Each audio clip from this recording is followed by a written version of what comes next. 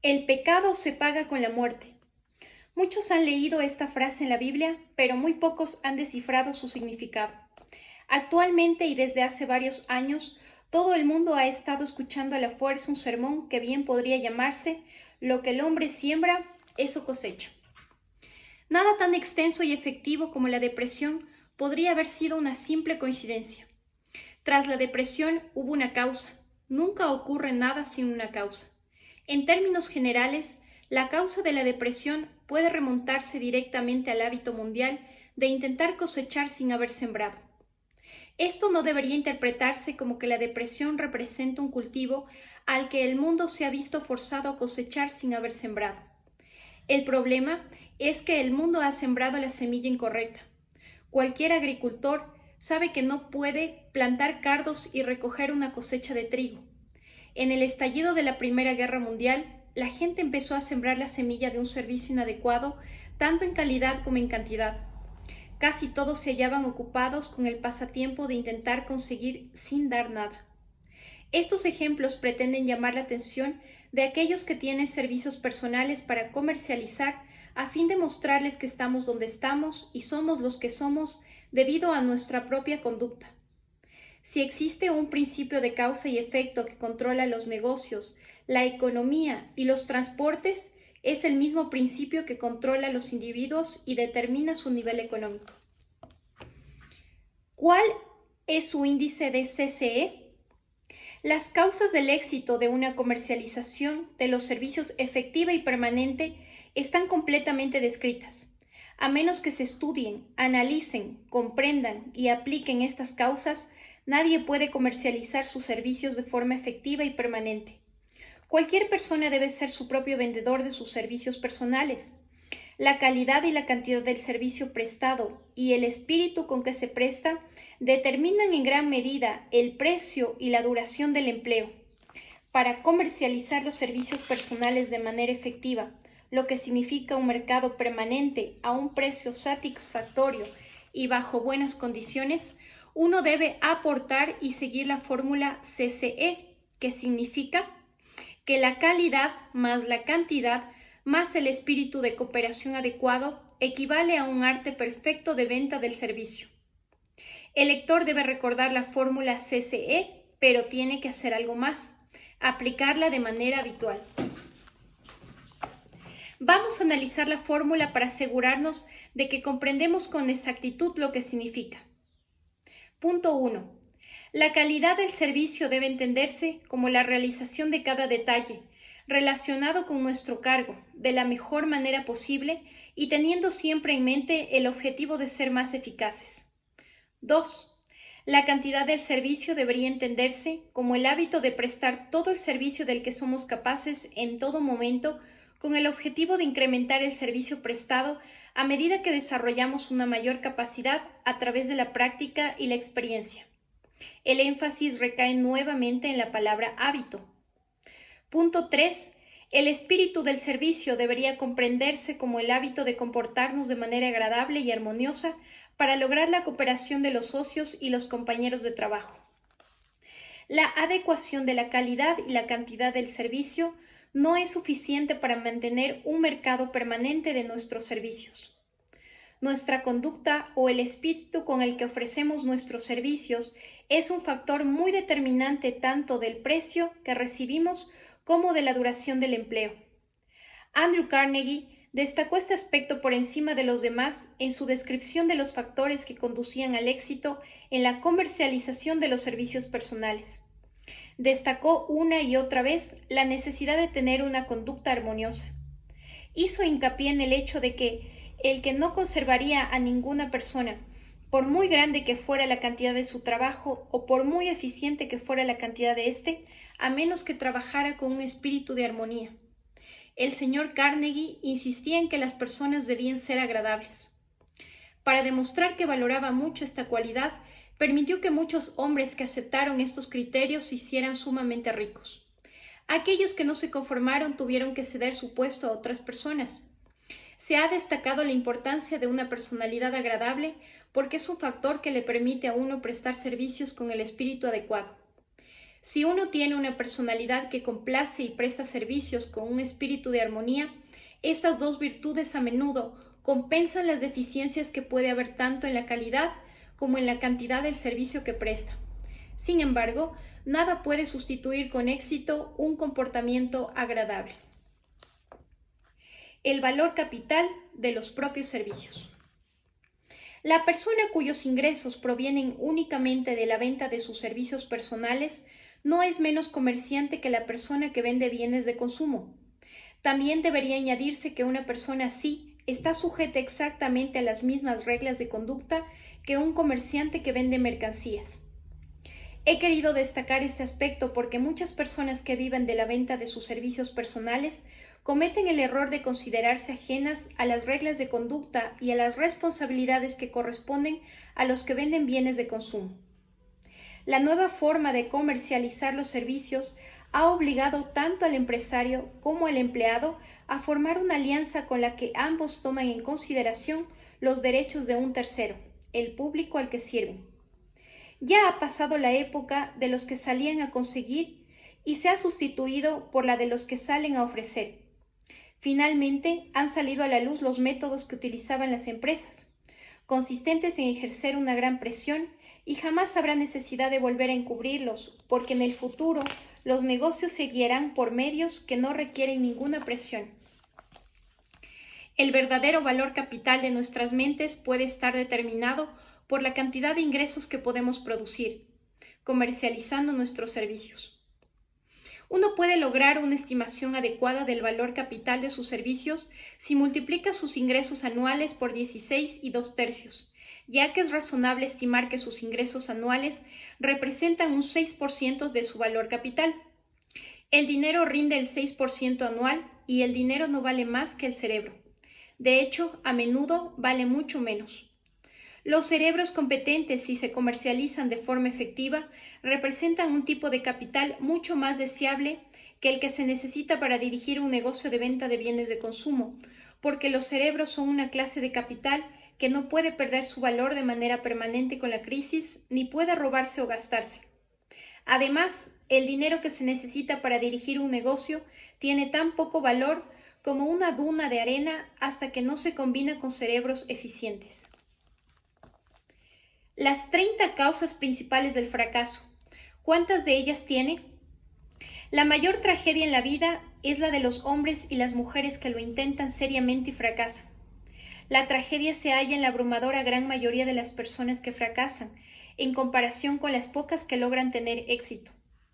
He tenido el privilegio de analizar varios miles de hombres y mujeres, el 98% de los cuales podían incluirse en la categoría de fracasos. En una civilización y un sistema educativo que permiten que el 98% de las personas vivan su vida como un fracaso, hay algo que funciona extremadamente mal. Pero no escribí este libro para moralizar sobre lo bueno y lo malo del mundo. Para ello, necesitaría un libro 100 veces más grueso que este. Mi análisis demostró que existen 30 causas principales para el fracaso y 13 principios esenciales con los que las personas acumulan fortunas. En este capítulo ofreceré una descripción de las 30 causas principales del fracaso. A medida que el lector lea la lista, le aconsejo que compruebe el mismo punto por punto cuántas de estas causas del fracaso se interponen entre él y el éxito. Punto 1. Antecedentes hereditarios desfavorables. Muy poco puede hacerse, si es que se puede hacer algo, por las personas que nacen con un poder cerebral deficiente. Este enfoque ofrece un único método para superar esta debilidad: la ayuda del equipo maestro. Merece la pena destacar, sin embargo, que esta es la única causa del fracaso que ningún individuo puede corregir fácilmente. Punto 2. Falta de un propósito bien definido en la vida. La persona que no tiene un objetivo central o una meta definida a la que dirigirse no tiene ninguna esperanza de poder tener éxito. El 98% de los individuos que analicé no tenían un propósito así. Tal vez esta fuera la causa principal de su fracaso. Punto 3. Falta de ambición para superar un nivel mediocre. No hay esperanza para la persona que se muestre tan indiferente, que carece de interés por progresar en la vida y que no está dispuesta a pagar el precio. Punto 4. Educación insuficiente. Se trata de una desventaja que puede superarse con relativa facilidad. La experiencia ha puesto en evidencia que a menudo las personas mejor educadas son las denominadas autodidactas o que se han educado a sí mismas. Para ser una persona con educación es necesario algo más que un título universitario. Una persona con educación es la que ha aprendido a conseguir lo que quiere en la vida sin vulnerar los derechos de los demás. La educación no consiste tanto en el conocimiento como en saber aplicarlo de manera eficaz y persistente. A las personas no se les paga solo por lo que saben, sino especialmente por lo que hacen con lo que saben. Punto 5. Falta de autodisciplina. La autodisciplina deriva del autocontrol, lo que significa que uno debe controlar todas las cualidades negativas. Antes de poder controlar las condiciones, primero debe poder controlarse a sí mismo. El dominio de uno mismo es la tarea más ardua que jamás abordará. Si no logra conquistar su ego le conquistará a él. Cuando se ponga delante de un espejo podrá ver en un mismo cuerpo a la vez a su mejor amigo y a su peor enemigo. 6. Mala salud. Ninguna persona puede disfrutar de un éxito maravilloso sin una buena salud. Muchas de las causas de una mala salud pueden dominarse y controlarse, entre las cuales las principales son: A. Comer en exceso alimentos que perjudiquen la salud. B. Malos hábitos de pensamiento que llevan a la expresión de actitudes negativas. C. Excesiva indulgencia en las relaciones sexuales. D. Falta de ejercicio físico adecuado. E. Provisión inadecuada de aire fresco debido a una mala respiración. Punto 7. Influencias ambientales desfavorables durante la infancia. Árbol que nace torcido, jamás su tronco endereza. La mayoría de las personas que tienen una tendencia a delinquir la adquieren de un mal entorno, de unos compañeros inapropiados durante su infancia. Punto 8. Aplazamiento. Esta es una de las causas más comunes del fracaso. La tendencia a dejar siempre todo para más adelante acecha a todos los seres humanos, a la espera de una oportunidad para echar a perder cualquier posibilidad de tener éxito. La mayoría andamos por la vida como unos fracasados porque estamos esperando el momento ideal para empezar a hacer algo que merezca la pena. No hay que esperar. El momento nunca será el mejor. Debemos empezar donde estemos y trabajar con las herramientas que tengamos a nuestra disposición, y a medida que avancemos hallaremos mejores instrumentos. Punto 9. Falta de perseverancia. La mayoría somos buenos en empezar, pero no servimos para terminar todo aquello que iniciamos. Además, las personas somos propensas a abandonar al primer signo de una derrota. No hay sustituto para la perseverancia. La persona que adopta la perseverancia como su consigna descubre que al final el fracaso se cansa de perseguirlo y desaparece. El fracaso no puede lidiar con la perseverancia. Punto 10. Personalidad negativa. La persona que repele a los demás a causa de su personalidad negativa no tiene ninguna posibilidad de tener éxito. El éxito se logra con la aplicación del poder, y el poder se alcanza con los esfuerzos de cooperación con los demás. Una personalidad negativa no incitará a la cooperación. Punto 11. Falta de control de los impulsos sexuales. La energía sexual es el estímulo más poderoso que mueve a las personas a la acción. Dado que es la más poderosa de las emociones, debe controlarse mediante la transmutación y canalizarse por otros medios. Punto 12. Deseo incontrolable de conseguir algo a cambio de nada. El instinto del juego conduce a millones de personas al fracaso, y podemos hallar pruebas de esto en un estudio del crack de 1929 de Wall Street, cuando millones de personas trataron de ganar dinero jugando a la bolsa. Punto 13. Falta de un poder de decisión bien definido. Las personas que tienen éxito toman decisiones rápidamente, y si las cambian lo hacen muy despacio.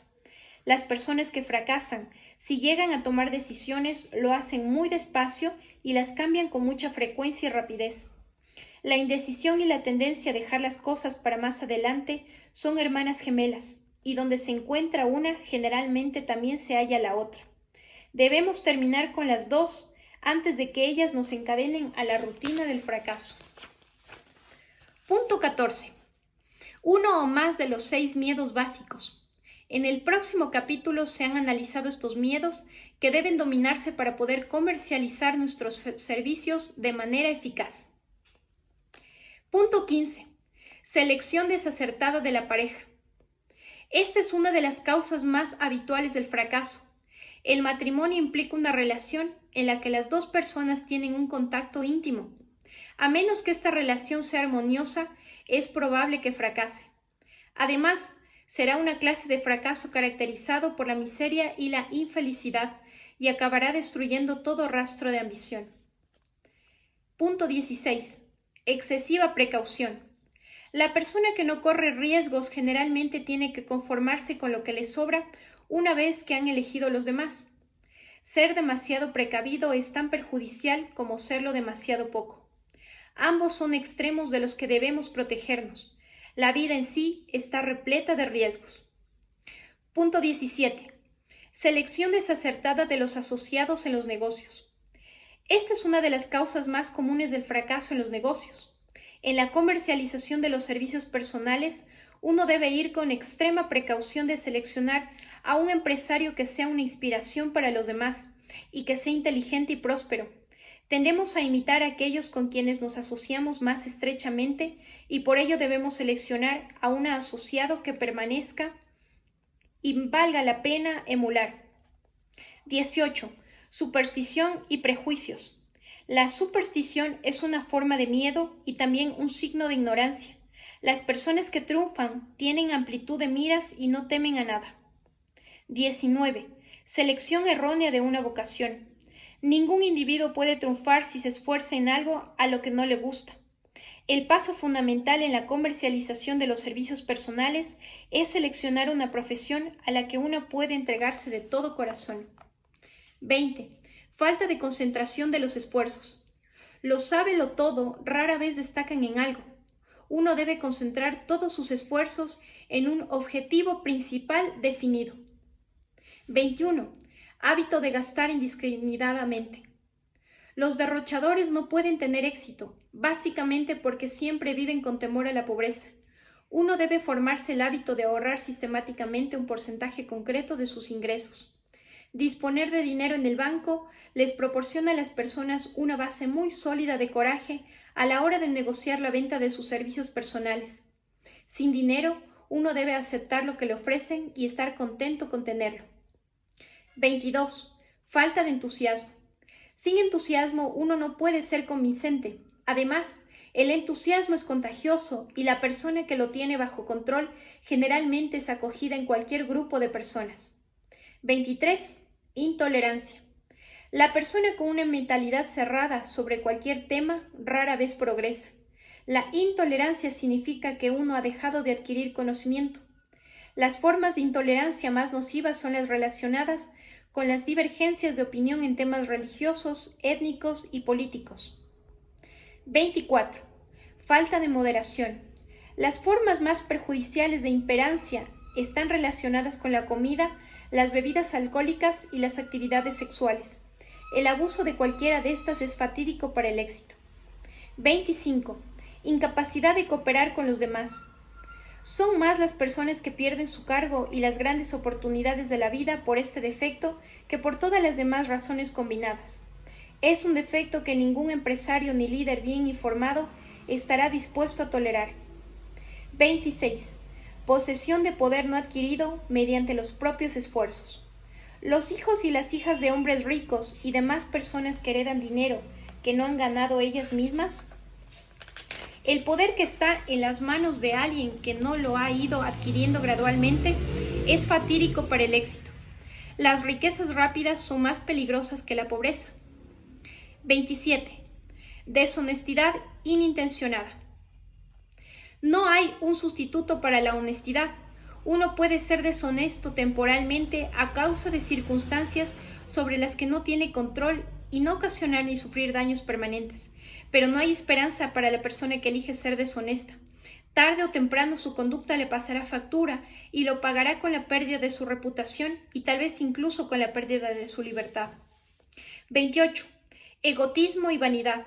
Estas cualidades funcionan como luces rojas que advierten a los demás de que se mantengan alejados. Son nefastos para el éxito. 29. Adivinar en vez de pensar. La mayoría de las personas se muestran demasiado impasibles o perezosas para procurarse los hechos que les permite pensar con precisión. Prefieren actuar conforme a opiniones creadas por conjeturas o juicios apresurados. 30. Falta de capital. Esta es una causa común del fracaso en el caso de los que se inician en el mundo de los negocios por primera vez, sin suficiente reserva de dinero para absorber el impacto de sus errores y para mantenerse hasta haber sido establecido una reputación. Aquí el lector puede nombrar cualquier causa concreta de algún fracaso que haya sucedido y que no haya incluido en la lista. En estas 30 causas principales del fracaso es donde se encuentra una descripción de la tragedia de la vida, válida para casi todas las personas que lo intentan y fracasan. Le resultará muy útil al lector repasar esta lista con alguien que lo conozca muy bien y que le ayude a analizarse con cada una de las 30 causas del fracaso. Puede ser beneficioso si intenta hacerlo solo. La mayoría de las personas no pueden verse tal y como las ven los demás. Tal vez el lector sea uno de ellos. Uno de los consejos más antiguos es el de conócete a ti mismo. Si uno quiere comercializar mercancías exitosamente, debe conocer la mercancía. Lo mismo ocurre con los servicios personales. Conviene conocer las propias debilidades para superarlas o para eliminarlas por completo y conocer las propias fortalezas a fin de destacarlas cuando venda sus servicios. Uno puede conocerse a sí mismo mediante un análisis preciso. La insensatez de la ignorancia en relación con el conocimiento de uno mismo se evidenció en el caso de un joven que se ofreció a un gerente de una conocida empresa para solicitar un puesto de trabajo. Había dado una muy buena impresión hasta el momento en que el director le preguntó qué sueldo esperaba cobrar, a lo que el joven respondió que no tenía ninguna cantidad fija en mente. Falta de un objetivo definido. Entonces el gerente respondió: le pagaremos todo lo que demuestre valer después de una semana de prueba. Eso no lo aceptaré, respondió el solicitante, porque donde trabajo ahora estoy cobrando más. Antes de empezar siquiera a negociar un reajuste del salario en el cargo que uno ocupa actualmente o de buscar empleo en otra empresa, debe asegurarse de que vale más de lo que le pagan en la actualidad. Una cosa es querer dinero, todo el mundo quiere más, y otra muy distinta es ser digno de más. Muchas personas confunden el dinero que querrían ganar con lo que ganan de forma justa. Nuestras necesidades económicas no tienen nada que ver con nuestra valía. Nuestro valor está completamente determinado por nuestra capacidad de ofrecer un servicio útil o de inducir a los demás a que rindan tal servicio. Haga un inventario de sí mismo. 28 preguntas que debería responder. Un autoanálisis anual es fundamental para una comercialización efectiva de los servicios personales, tanto como los inventarios anuales que realizan las empresas. Además, el análisis anual debería revelar una disminución de los defectos y un aumento de las virtudes. En la vida uno avanza, se queda parado o retrocede.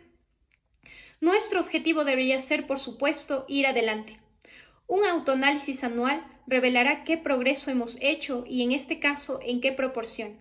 También revelará cualquier paso hacia atrás que podamos haber dado. La comercialización efectiva de los servicios personales requiere avanzar incluso aunque el progreso sea lento. Es aconsejable realizar este análisis al finalizar el año para así poder incluir en nuestros propósitos para el año nuevo cualquier mejora que según el análisis debamos hacer. Para hacer este inventario, el lector debe responderse a sí mismo las siguientes preguntas y revisar las respuestas con alguien que no le permita autoengañarse respecto a la exactitud de las respuestas. Cuestionario de autoanálisis para el inventario personal. 1. ¿He alcanzado el objetivo que me fijé para este año? Uno debería trabajar para alcanzar un objetivo definido anualmente que forme parte de su mayor propósito en la vida. 2. ¿He proporcionado el servicio con la mejor calidad que he sido capaz de dar o podría haber mejorado cualquier aspecto de este? 3. ¿He proporcionado la mayor cantidad del servicio que he sido capaz? 4. ¿El espíritu de mi conducta ha sido armonioso y cooperativo en todo momento? 5. ¿He permitido que la costumbre de dejar las cosas para más adelante disminuya mi eficacia? En caso afirmativo, ¿hasta qué punto? 6. ¿He mejorado mi personalidad? En caso afirmativo, ¿de qué manera? 7. ¿He sido perseverante en el seguimiento de mis planes hasta terminarlos? 8. ¿He tomado decisiones de forma precipitada y definida en todas las ocasiones? 9. ¿He permitido que uno o varios de los 6 temores básicos disminuya mi eficacia? 10. ¿He sido demasiado o demasiado poco precavido? 11. ¿Mi relación con mis socios en el trabajo ha sido agradable o desagradable? Si ha sido desagradable, ¿la culpa ha sido de ambas partes o solamente mía? 12. ¿He disipado mi energía por falta de concentración de mis esfuerzos? 13. ¿He tenido una actitud abierta y tolerante respecto a todos los temas? 14. ¿De qué manera he mejorado mi habilidad para prestar servicios? 15. ¿He sido inflexible en alguno de mis hábitos? 16. ¿He expresado, ya sea abierta o secretamente, alguna forma de egoísmo? 17. ¿Mi conducta hacia mis socios ha sido la adecuada para hacer que me respeten? 18. ¿Mis opiniones y decisiones se han basado en conjeturas o en la precisión de mi análisis y de mis ideas? 19. ¿He seguido el hábito de administrar con moderación mi tiempo, mis gastos y mis ingresos? 20. ¿Cuánto tiempo he dedicado a tareas improductivas que podría haber empleado en mejores cosas? 21. ¿Cómo puedo reajustar mi tiempo y cambiar mis hábitos para ser más eficaz el próximo año? 22. ¿He sido culpable de alguna conducta que mi conciencia no apruebe? 23. ¿Hasta qué punto he prestado más y mejores servicios de los que me corresponden según mi paga? 24. ¿He sido injusto con alguien? En caso afirmativo, ¿de qué modo?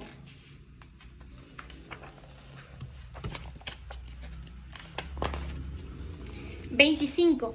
Si hubiera comprado mis propios servicios durante este año, ¿estaría satisfecho de mi compra? 26.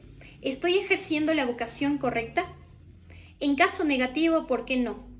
27. ¿El comprador de mis servicios ha estado satisfecho con el servicio que le he ofrecido? En caso negativo, ¿por qué no? 28. ¿Cuál es mi evaluación actual en los principios fundamentales del éxito? La evaluación debe hacerse de manera justa y franca y debe revisarla a alguien que sea lo suficientemente valiente para hacerlo con precisión. Tras haber leído y asimilado la información descrita en este capítulo, el lector ahora está preparado para crear un plan práctico para comercializar sus servicios personales. En este capítulo se halla una descripción detallada de cada principio necesario para planear la venta de los servicios personales, entre ellos los principales atributos del liderazgo, una descripción de los campos que ofrecen una oportunidad para liderar, las principales causas del fracaso en todas las esferas de la vida y las preguntas más importantes que deberían responderse en un autoanálisis. Se ha incluido esta extensa y detallada presentación de información precisa porque será necesaria para todos los que deben empezar su acumulación de riquezas con la comercialización de sus servicios personales. Aquellos que han perdido sus fortunas y los que están empezando a ganar dinero no tienen más que ofrecer a cambio de riquezas que sus servicios personales. Por lo tanto, es esencial que dispongan de la información práctica necesaria para comercializarlos con los máximos beneficios. La información que contiene este capítulo es de gran valor para todos los que aspiran al liderazgo en cualquier profesión, particularmente para los que pretenden comercializar sus servicios en calidad de ejecutivos. Asimilar y comprender completamente la información que aquí se describe será útil en la comercialización de los propios servicios y también le ayudarán a uno a ser más analítico y más capaz de juzgar a las personas. La información será de un valor inestimable para los directores de personal, los gerentes de empleo y otros ejecutivos que se encargan de la selección de personal y del mantenimiento de organizaciones eficientes. Si alguien duda de ello, puede comprobar su solidez respondiendo por escrito a las 28 preguntas del autoanálisis. esta actividad puede resultar interesante y provechosa, incluso aunque uno albergue dudas. ¿Dónde y cómo poder encontrar oportunidades para acumular riquezas? Ahora que hemos analizado los principios mediante los cuales poder acumular riquezas, uno naturalmente podría preguntarse, ¿dónde puedo encontrar oportunidades favorables para aplicar estos principios? Bien, hagamos un inventario y veamos qué le puede ofrecer Estados Unidos a la persona que está buscando riquezas, ya sea en grandes o pequeñas cantidades. Para empezar, debemos recordar que todos los estadounidenses vivimos en un país donde todo ciudadano respetuoso con la ley goza de una libertad de pensamiento y acción incomparable a cualquier otra región del mundo. La mayoría de nosotros nunca hemos hecho un inventario de las ventajas de esta libertad, ni hemos comparado nuestra libertad ilimitada con la libertad restringida de otros países. En Estados Unidos tenemos libertad de pensamiento, libertad de elección y disfrute de la educación, libertad religiosa, libertad política, libertad en la elección del propio negocio, profesión u ocupación, libertad para acumular y tener sin inconvenientes todas las propiedades que podamos acumular, libertad de elección de nuestro lugar de residencia, libertad matrimonial, libertad de igualdad de oportunidades para todas las razas, libertad de viajar de un estado al otro, libertad de elección de nuestros alimentos y libertad de aspirar a cualquier condición de vida para la que nos hayamos preparado, incluso para la presidencia de Estados Unidos. Tenemos otras formas de libertad, pero esta lista ya da una idea de las más importantes, que constituyen oportunidades del orden más elevado. Esta ventaja de la libertad es aún más notable porque Estados Unidos es el único país que garantiza a todos los ciudadanos, tanto a los nativos como a los naturalizados, una lista tan amplia y variada de libertades. Ahora pasemos a revisar algunas de las ventajas que nuestra amplitud de libertades ha puesto en nuestras manos. Consideremos como ejemplo una familia estadounidense de clase media con unos ingresos medios y sumemos los beneficios que dispone cada miembro de esta en esta tierra de oportunidades y abundancia. Literal A, alimentación. Junto a la libertad de pensamiento y acción está el alimento, el vestido y la vivienda, las tres necesidades básicas de la vida. Debido a nuestra libertad universal, la familia estadounidense media tiene a su alcance la elección más selecta de alimentos de cualquier región del mundo a un precio dentro de su margen económico. Una familia de 2 miembros que vive en el corazón del distrito de Times Square de Nueva York, bastante apartado de la fuente de producción de alimentos, hizo un inventario del costo simple de un desayuno con este sorprendente resultado. El desayuno consiste en zuma de uva, cereales, té, plátanos de Sudamérica, pan tostado de Kansas, huevos frescos de Utah, azúcar de Cuba o de Utah, mantequilla y nata de Nueva Inglaterra, en total 20. No es muy difícil obtener alimentos en un país en el que 2 personas pueden tener un desayuno consistente en todo lo que quieren o necesitan por 10 centavos cada uno. Obsérvese que este simple desayuno está compuesto por una especie de magia procedente de China, Sudamérica y los estados de Utah, Kansas y Nueva Inglaterra, y servido en una mesa listo para el consumo, en el corazón mismo de la ciudad más concurrida de Estados Unidos, a un precio bien asequible para el trabajador más humilde. El precio incluía todas las tasas federales, estatales y ciudadanas. He aquí un hecho que los políticos no mencionaron cuando estaban pidiendo a gritos a los votantes que sacaran del gobierno sus oponentes porque la gente estaba pagando muchísimas tasas. Literal B, vivienda. Esta familia vive en un apartamento cómodo, con calefacción central, luz eléctrica y gas para cocinar, por $65 al mes. En una ciudad más pequeña o en una región de Nueva York menos poblada, es posible tener un apartamento igual por el módico precio de $20 al mes. La tostada que desayunaron se tostó en una tostadora eléctrica que no cuesta sino unos pocos dólares. El apartamento se limpia con una aspiradora que funciona con electricidad. Hay disponible agua fría y caliente a todas horas, tanto en la cocina como en el baño. Los alimentos se conservan en una nevera que funciona con electricidad. La mujer se riza el pelo, lava y plancha la ropa con unos aparatos eléctricos de uso fácil que funcionan con la energía que suministra un enchufe en la pared. El marido se afeita con una máquina de afeitar eléctrica y pueden entretenerse durante las 24 horas del día si lo desean, gratuitamente simplemente con girar el dial de la radio. En este apartamento hay otras comodidades, pero la lista anterior da una buena idea de algunas de las pruebas concretas de la libertad de la que gozamos en Estados Unidos, y no se trata de propaganda política ni económica. Literal C. Ropa.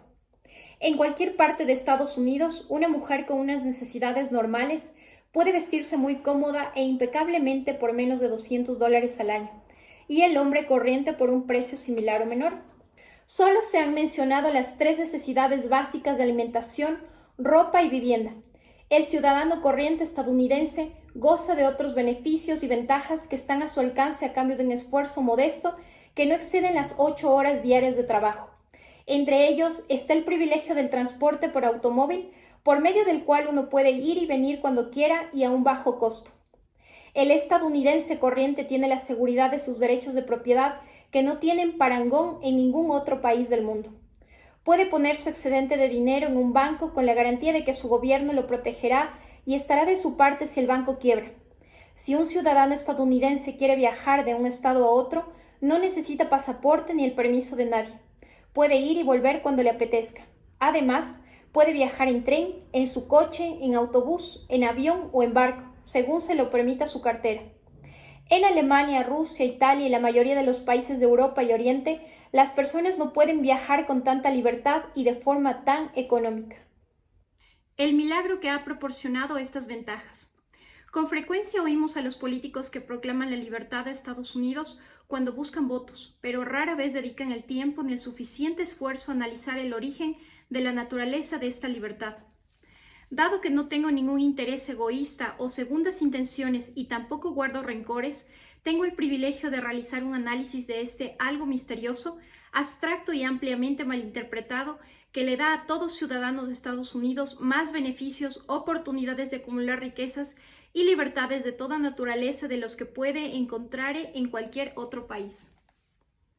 Tengo el derecho de analizar el origen y la naturaleza de este poder invencible porque conozco y he conocido durante más de un cuarto de siglo a muchos de los hombres que organizaron este poder y que son responsables de su conservación. El nombre de este benefactor misterioso de la humildad es capital. El capital no solo consiste en dinero, sino más bien en grupos de personas inteligentes sumamente organizadas que planean formas y medios de usar el dinero más eficazmente por el bien del público y por el suyo mismo. Estos grupos los conforman científicos, educadores, químicos, inventores, analistas de sistemas, especialistas en publicidad, expertos en transporte, contables, abogados, médicos y hombres y mujeres que tienen un conocimiento sumamente especializado en todos los campos de la industria y los negocios. Promueven, experimentan y son pioneros de los nuevos campos. Mantienen universidades, hospitales, escuelas públicas, construyen buenas carreteras, publican periódicos, sufragan la mayor parte de los gastos del gobierno y se encargan de los multitudinarios detalles esenciales para el progreso humano. En resumen, los capitalistas son los cerebros de la civilización porque proporcionan la fábrica en la que consiste toda la educación, el conocimiento y el progreso humano. El dinero, sin un cerebro que lo controle, siempre es peligroso. Cuando se utiliza adecuadamente, es el elemento más importante de la civilización. El simple desayuno que se ha descrito aquí no podrá haberse servido a la familia de Nueva York por 10 centavos cada uno, ni a cualquier otro precio si el capital organizado no hubiera suministrado la maquinaria, los barcos, las vías férreas y los grandes ejércitos de hombres preparados para ponerlos en funcionamiento. Se puede conseguir tener una ligera idea de la importancia del capital organizado si uno trata de imaginarse a sí mismo con la carga de la responsabilidad de la recolecta, sin ayuda de capital y de servir a la familia de Nueva York el simple desayuno descrito anteriormente.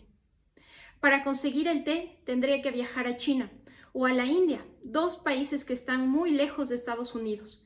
A menos que uno sea un excelente nadador, se cansaría antes de terminar el viaje. Entonces se encontraría con otro problema. Aunque tuviera la resistencia física para atravesar nadando el océano, ¿qué usaría como dinero? Para conseguir el azúcar tendría que hacer otra larga travesía a nado hasta Cuba, o un largo paseo hasta el sector de la remolacha azucarera de Utah. Pero, aún así, podría regresar sin el azúcar, porque para producirlo es necesario dinero y un esfuerzo organizado, por no hablar de los requisitos para refinarlo, transportarlo y servirlo en la mesa de cualquier cafetería de Estados Unidos. Los huevos podrían encontrarse con bastante facilidad en corrales cercanos a la ciudad de Nueva York, pero tendrían un largo paseo de ida y vuelta a la Florida para poder servir 2 vasos de zumo de uva. Sería necesaria otra larga caminada hasta Kansas o cualquier otro estado que cultive cereales para conseguir las 4 rebanadas de pan. Las galletas Riplet Wet Biscuits tendrían que eliminarlas del menú porque no existirían si no fuera por la labor de una organización capacitada de personas y de la maquinaria adecuada para las cuales es necesario el dinero. Mientras descansa, podría darse un pequeño baño hasta Sudamérica, donde podría recoger un par de plátanos y aprovechar el camino de regreso para acercarse a la granja más próxima que tuviera productos lácteos y recoger un poco de mantequilla y nata. Entonces la familia de Nueva York estaría preparada para sentarse y disfrutar del desayuno y uno podría conseguir sus 20 céntimos por su esfuerzo. Parece absurdo, ¿no? Pues bien, el procedimiento descrito sería la única forma posible de servir estos simples alimentos en el corazón de Nueva York y no tuviéramos el sistema capitalista. La suma de dinero necesaria para la construcción y el mantenimiento de los ferrocarriles y los barcos que se usan para la entrega de este simple desayuno es tan vasta que dejaría estupefacto a cualquiera. Alcanza los cientos de millones de dólares, por no mencionar los ejércitos de trabajadores cualificados necesarios para tripular los barcos y los trenes. Pero el transporte es solo una parte de los requisitos de la civilización moderna de la Norteamérica capitalista. Antes de que haya algo para transportar, debe crecer del suelo o fabricarse y prepararse para comercializar, para lo cual son necesarios más millones de dólares en equipos, maquinarias, embalaje y salarios de millones de hombres y mujeres. Los barcos y los trenes no brotan de la tierra ni funcionan automáticamente. Son fruto de la vocación de la civilización por medio del esfuerzo, el ingenio y la capacidad organizativa de personas que tienen imaginación, fe, entusiasmo, decisión y perseverancia. Estas personas son llamadas capitalistas. Están motivadas por el deseo de construir, conseguir, proporcionar servicios útiles, lograr beneficios y acumular riquezas. Y dado que prestan servicios sin los cuales no existiría la civilización, se colocan ellos mismos en el camino hacia las grandes riquezas. Con el fin de mantener el registro sencillo y comprensible, agregaré que estos capitalistas son las mismísimas personas de quienes la mayoría hemos oído hablar a los oradores en las tarimas. Son las mismas personas a quien los radicales, los chantajistas, los políticos deshonestos y los corruptos líderes obreros se refieren como intereses predatorios o Wall Street. No estoy tratando de presentar un escrito a favor o en contra de ningún grupo de personas ni de ningún sistema económico. Tampoco estoy tratando de condenar la negociación colectiva cuando me refiero a corruptos líderes obreros, ni pretendo declarar en perfecto estado de salud a todos los individuos llamados capitalistas.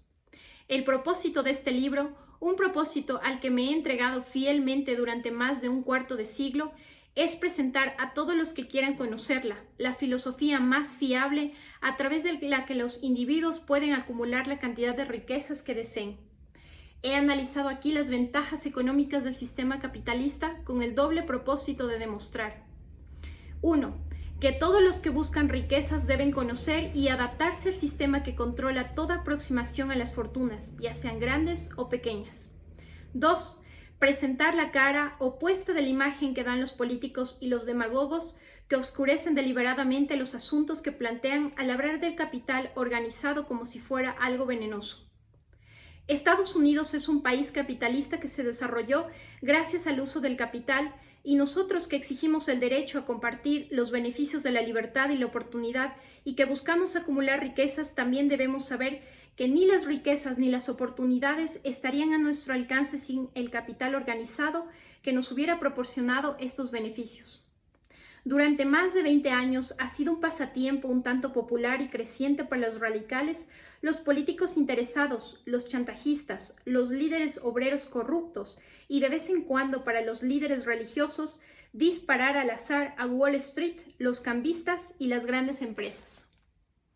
La práctica se generalizó tanto que fuimos testigos durante la crisis económica de la increíble visión de altos funcionarios del gobierno que se alineaban con políticos baratos y líderes obreros, con el propósito abierto de estrangular el sistema que ha convertido a Estados Unidos en el país más rico de la Tierra. La alineación fue tan generalizada y estuvo tan bien organizada que prolongó la peor depresión que jamás ha vivido Estados Unidos. Le costó el empleo a millones de personas porque esos trabajos eran una parte inseparable del sistema industrial y capitalista que forman el eje de la nación.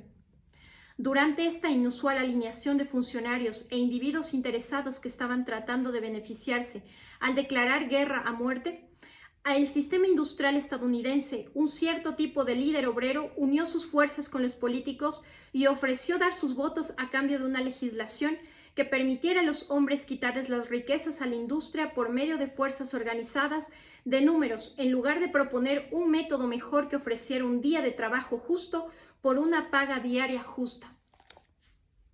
Millones de hombres y mujeres de toda la nación están todavía ocupados en este popular pasatiempo de intentar conseguir sin dar nada a cambio. Algunos de ellos están organizados en sindicatos donde piden menos horas y más dinero. Otros no se toman ni siquiera la molestia de trabajar, exigen ayudas del gobierno y las están obteniendo.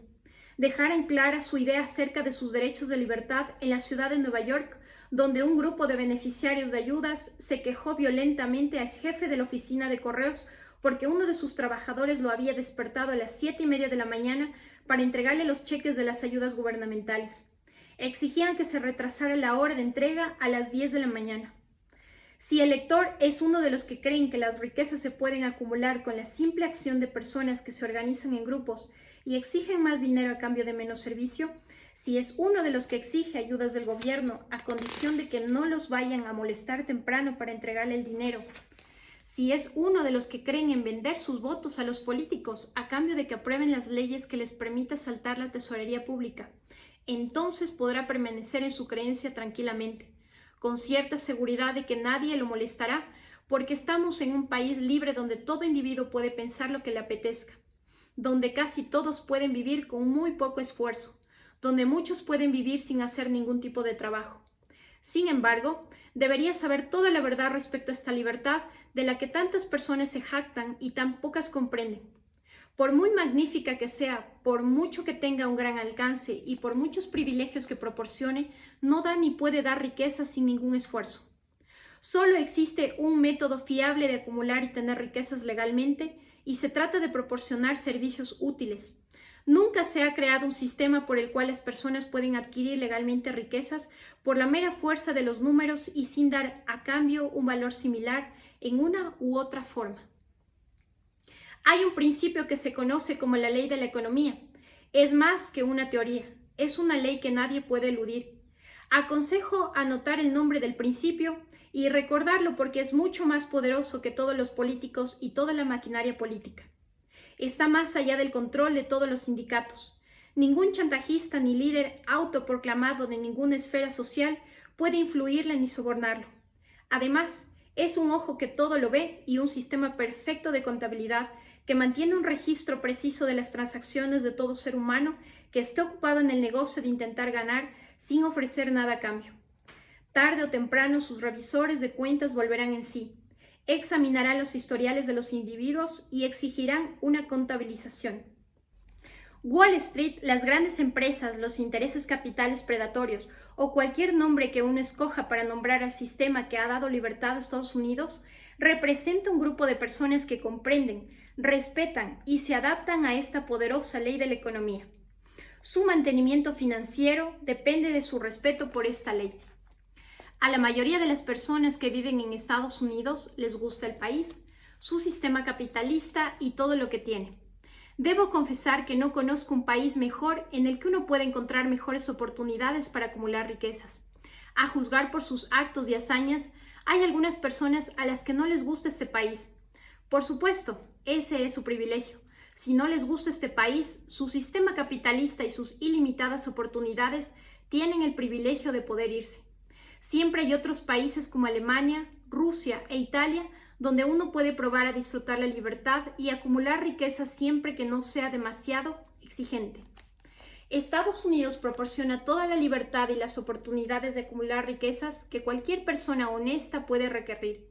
Cuando uno sale a cazar, selecciona cotos de caza donde ésta sea abundante. La búsqueda de riquezas naturalmente se rige por la misma ley.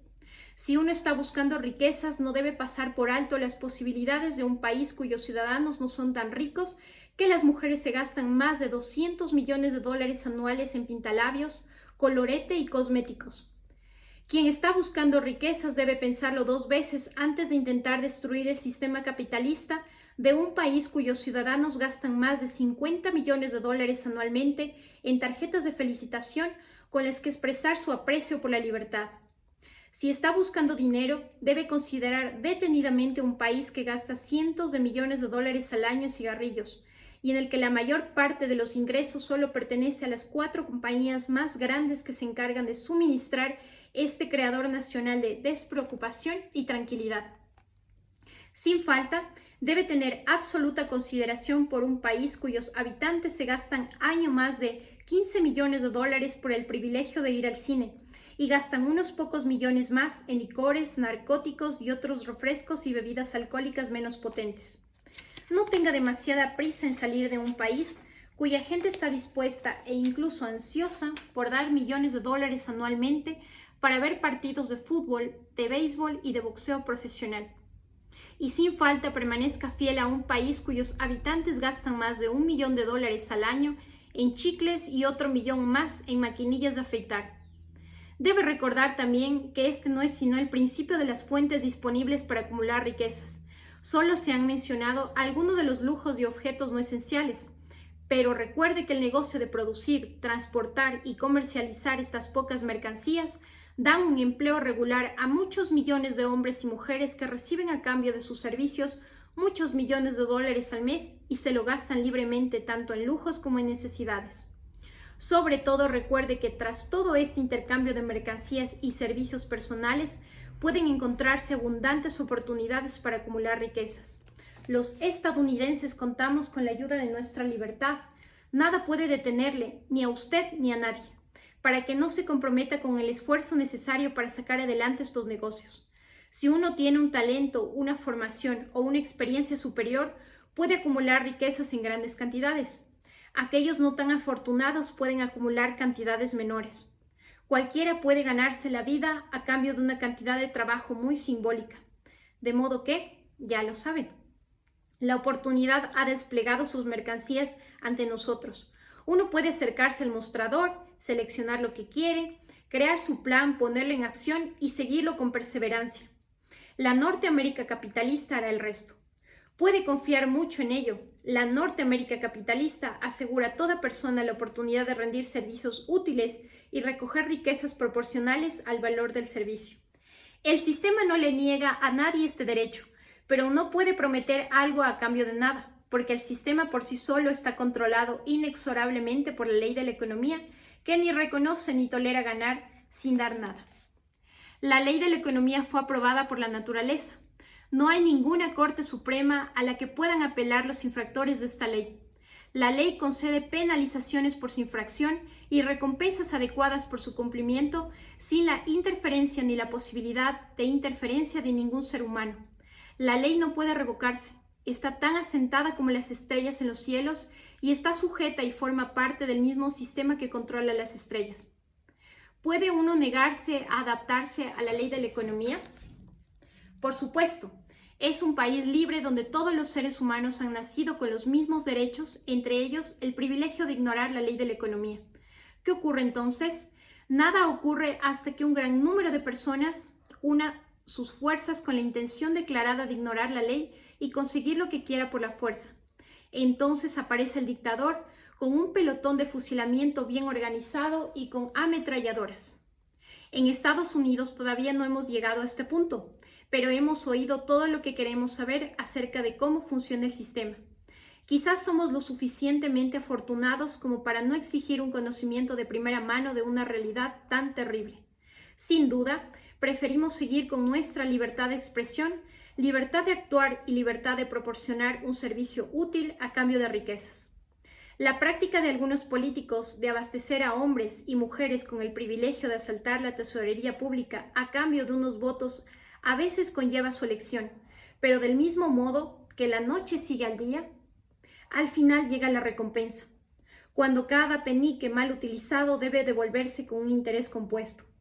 Si no se obliga a los que se apropian de ese dinero a devolverlo, la carga cae sobre sus hijos y los hijos de sus hijos, incluso hasta la tercera o la cuarta generación. No hay forma de eludir la deuda. Las personas pueden, y a veces lo hacen, conformarse en grupos con el propósito de lograr un aumento de sueldo y menos horas de trabajo. Pero hay un punto más allá del cual no pueden pasar. Es el punto en el que entra en juego la ley de la economía y el policía detiene tanto al empresario como al trabajador.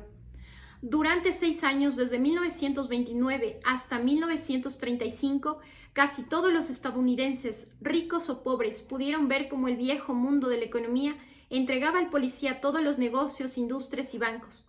No era algo digno de observar. No aumentó nuestro respeto por la psicología de las multitudes, por las que unas personas, contra toda lógica, intentaban recibir sin dar nada a cambio.